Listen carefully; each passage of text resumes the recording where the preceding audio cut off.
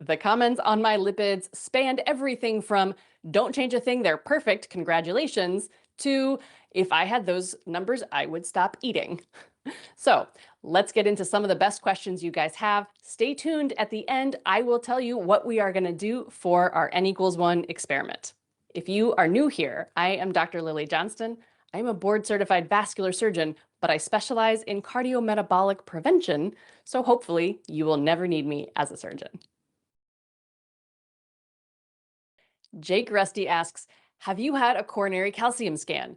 My score was 22. I'm just wondering what yours is and if a low or average score still puts you at some risk. I understand we can measure soft versus stable plaque, but I'd still like to hear your opinion based on any studies. So Jake, this is a really good question. I am under 45 years old, and as a woman, my risks of having calcified plaque at a young age are actually even lower than a man at the same age. So I don't put a lot of stock in coronary calcium scores under age 45 for women. And it would be a little different if I had a super strong family history of coronary artery disease. My mom has plaque, but her calcium score in her 70s is only 40.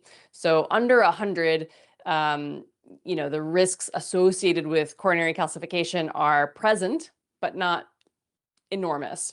If I had a calcium score of 0, I would not find that entirely reassuring because you can still have soft plaque without the calcification. You can think of calcification as sort of like carbon dating the plaque and how old it is. And because age is one of the biggest risk factors for plaque formation, there's still the possibility that I have plaque and it's just not old enough to be detectable yet on a calcium scan. So for that reason, at my age, I think something that detects soft plaque is a much better idea. CIMT is what I am currently using. CT angiogram of the coronary vessels, that's the contrasted CT scan with the dye, is another good choice, although more radiation and the dye is a thing for some people. It's also much more expensive. So stay tuned for that one. We may do another episode someday where I get a CCTA and do some plaque analysis. But for now, CIMT is my test of choice, and you will have those results pretty soon here.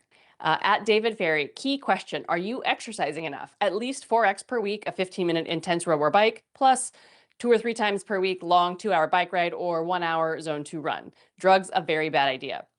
So I think exercise is the most powerful drug we have for longevity and for cardiovascular health.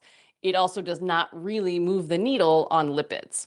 So I just need to be very clear that while exercise is amazing and we could probably all do more, I do believe that I get close to, if not exceeding, the 150 minutes of moderate or it's a little less of the high intensity exercise per week. Some weeks it's less when I'm on a call a lot. Some weeks it's more when I'm not. I'm able to get longer rides in on my Peloton or on my bike. But it's a little bit irrelevant to the lipid question. It's not totally irrelevant, but it's not going to change those numbers dramatically. If you're going to use lifestyle interventions to move LDL-C or ApoB, we can talk about that. There are a number of things that have been shown to reduce LDL-C and ApoB. Exercise is not chief among them. So while I agree that asking about my exercise is important for my overall risk assessment, it's not terribly important in the particulars of my LDL-C numbers.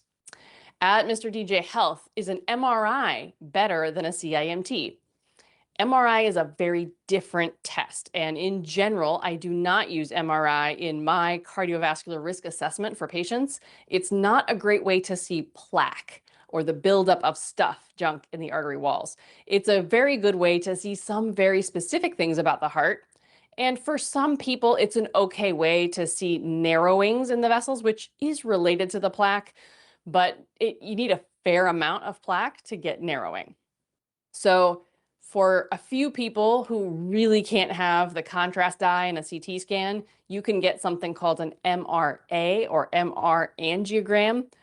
Honestly, as a vascular surgeon, I really dislike MRAs. I don't want them if I can get a CT scan instead. They are really not as helpful for me, and they're a little bit more difficult to read, and they tend to overestimate or overcall the degree of narrowing. So I wouldn't generally recommend an MRI instead of a CT or a CIMT, But if your cardiologist has recommended it because they want to check your heart for scar or they're looking to see about something specific, by all means, get the MRI if that's what your doctor has recommended. But for plaque, it is not the best test, in my opinion. At GFriend1, puzzled why you'd want us to decide what goes in your body. This is referring to the poll I put up about our experiment, and we will get to those results here shortly.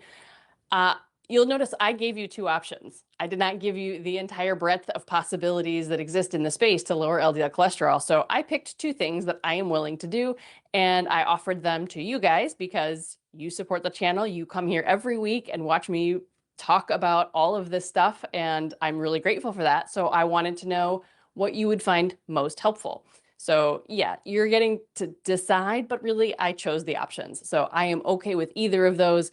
You will notice there were some other prominent options that I could have included that I did not, because at this time, they don't interest me as much. So you're picking, but I picked first. At JPAT, Tom Dayspring just tweeted this: Novo Nordisk press release on Zeus, the IL-6 inhibition trial, one of the MABs, one of the anticlonal antibodies, null. Can we all get primarily back to focusing on lipids and lipoproteins, please? My thoughts. So I actually also saw the Zeus trial pop up and I read the press release. It's a press release. I don't have the paper yet. They are waiting to present the data for a big meeting, maybe AHA, ACC, I don't know. I am happy to present those data as soon as they are available. Surely, if they were positive, Novo Nordisk would have said so. So I'm not disputing that the conclusion is null. But I do think it's important to understand who were the patients that they included in the trial, who was not included in the trial. What did they select as their endpoints, right? What are we measuring that's null? One null trial does not nullify the other trials in the space that have been positive, like the canakinumab trial, like Lodoco and the colchicine trials. So we have some evidence, unlike Jupiter. So we have evidence that inflammation is somewhat relevant in some patients for some things. What we need is to bring all of it together and synthesize the data in a way that we can try to piece it together and make sense of it, okay?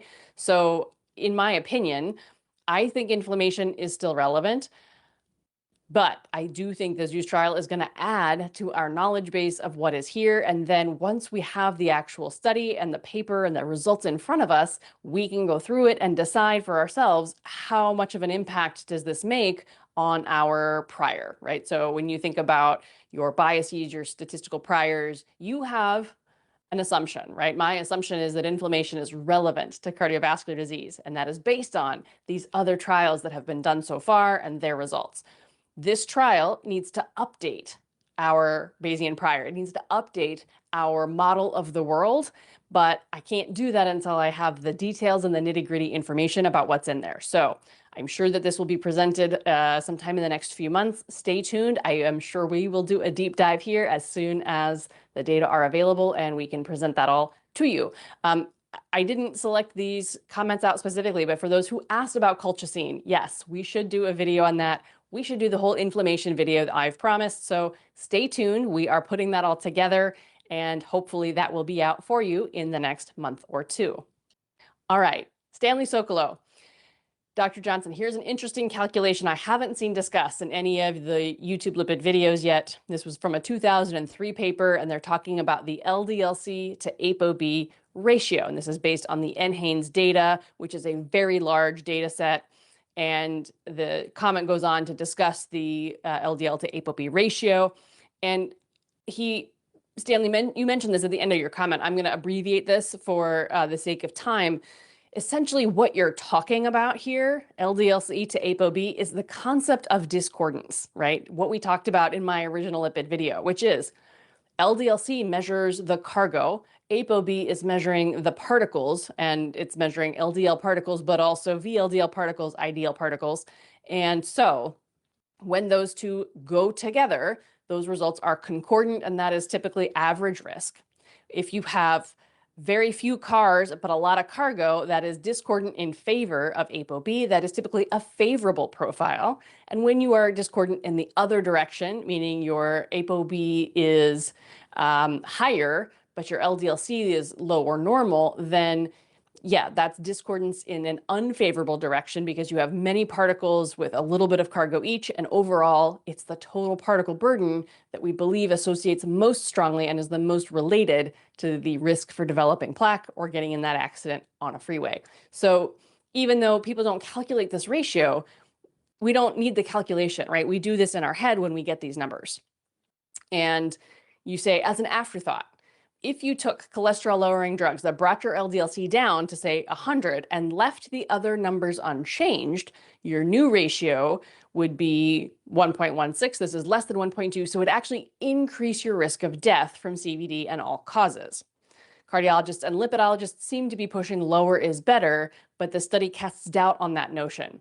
Here's where I think you're missing a key feature of this, because the way these things work is usually by improving clearance of the LDL particles. So the idea that LDL cholesterol is going to go down, but ApoB is going to stay the same is not really jiving with how these compounds, whether they're a supplement or whether they are a medication, work, right? So all of them that work mostly in the liver or on the synthetic side are going to ultimately work by improving LDL receptor function and clearance of LDL particles. So berberine, for example, which is one of the things we talk about as part of my experiment, is going to inhibit PCSK9 and improve LDL receptor function and clearance of particles that way. Ezetimibe prevents reabsorption from the GI tract, but all of the particles will get cleared, right? So it's the cholesterol, but it's also the protein, the lipoproteins that come with it. So we're not really making a huge impact on only one side of that equation. I think now some people will argue that you may drop cholesterol more than you drop particles. So you may get some change in the ratio. I'm not saying you won't get any change. I'm not saying it's going to be completely linear together, but recognize that a lot of the stuff is actually working at the level of the lipoprotein particles. So I think in general, it's not reasonable to expect that only the cholesterol number is going to go down. I think both are going to go down together. And this is why we don't actually see an increase in mortality with the use of any of these compounds.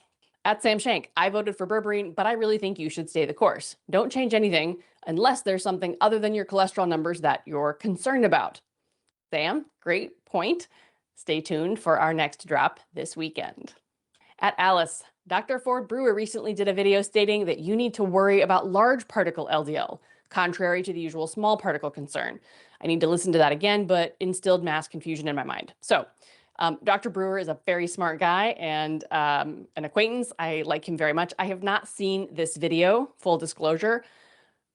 The prevailing wisdom is that small, dense LDL particles are more atherogenic than the larger LDL particles. However, it is the total particle burden that is relevant. So both the large particles and the small particles, they're all still an ApoB particle. It is the ApoB particle that is relevant to your risks for getting in that accident or for the risks of plaque formation. So even if you have a large number of large particles, sorry for the redundancy, it doesn't really matter what the size is. If you have too many particles, you may still have a lot of trouble with plaque formation.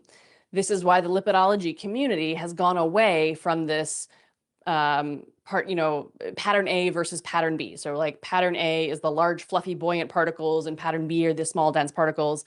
And people used to talk in like, oh, the large, buoyant particles bounce off the artery wall and don't get inside, whereas the small ones do get in. That's complete bupkis. The sizes are not that different, and all of them can penetrate through the endothelium and transcytose into the wall. So it's not like there's this magical size barrier where like the big ones just bounce off like beach balls. That's not how that works. It is true that if you have small particles, you tend to have more particles, and that tends to be a problem.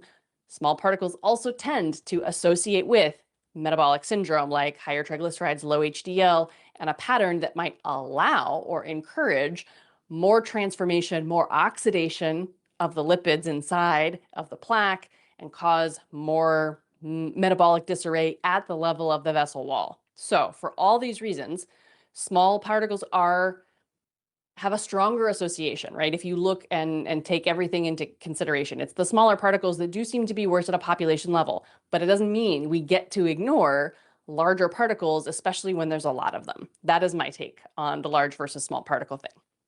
At GTM 5650, what's my take on Dr. Aloe and his strong stance on LDL-C as being the sole predictor of cardiovascular disease? He also doesn't believe in any ratio calculations. Thanks. I pulled him up very briefly, but I have not actually watched enough of his stuff or seen enough of his work to substantiate that he believes that it is the sole predictor of cardiovascular disease. I gather that he is like very classically lipidology trained and is pretty mainstream sort of National Lipid Association, American Heart Association, ACC on that front. And that tends to be a perspective that says LDL-C and ApoB are causal in cardiovascular disease and the most easily modifiable factor. Most people wouldn't say that they are the only sole predictor. I don't think that's valid, right? Age is probably, if you were going to pick one thing, age is the best predictor of cardiovascular disease risk. And we also include in our risk calculators, hypertension, risks of smoking, right? All of these things are important and to some extent causal. I think that it is possible for LDL-C and ApoB to be necessary but not sufficient for the development of atherosclerosis. So does that mean that it's irrelevant? In my opinion, no. Does it mean it's the only thing that's relevant? No. So here we operate in a space of gray. We operate in nuance and we operate in personalized individual medicine. That offends a lot of the mainstream folks who just want everybody to be as low as possible because they think that that is the intervention that will save the most lives in the long run. And I appreciate where that comes from. And to that extent, they don't want people stuck in, well, but my HDL is great, so I don't have to worry about my LDL, or my trigs are low, so I don't have to worry about it. They are trying from a place of really good intention, to be clear. Like, I don't believe that most of these people are bought and paid for by Big Pharma. I don't believe that they are out to make us all sick. It's really not what I think. I think that they are trying to help as many people as possible not have this devastating illness. We are all out here trying to help. We come about it in slightly different ways. So I will go watch some more of Dr. Aloe stuff. I will get back to you on how I interpret his perspective on all this. So, my perspective, to say nothing of his, my perspective is that LDL-C and ApoB are relevant for many patients. I see plenty of patients who have elevated levels who do not have plaque yet. That doesn't mean we don't address it or talk about it, but it means we might choose to focus on other things first. That is how I interpret this, but I am not willing to completely go off the other end and say, I don't think it's relevant at all. So that's where I land. And we will see if there are some things from Dr. Aloe that maybe we can talk about more on the channel as time goes forward. So you guys voted. We had a lot of comments in the comment section. You also answered the poll, and it was honestly a dead heat. So we will do both. We will do both dihydroberberine and ezetimibe. Thank you for all of the other additional suggestions, the citrus bergamot, the beta-glucan, and dosing adjustments and all of these things. I'm going to try to stick to the most common regimens first. We will see how that goes, and then we will branch out and see about, half dosing and all of these things. The dihydroberberine is en route. It is being shipped as we speak. The ezetimibe is here. I'm going to start with the dihydroberberine because that edged out the votes by 1%. We were 51 versus 49 in the poll, and nearly that in the comments as well. So we will start with about 3 months of dihydroberberine. I will get another set of labs at the end of all that, and stay tuned to see what those results will show. Until next time, guys, take really good care.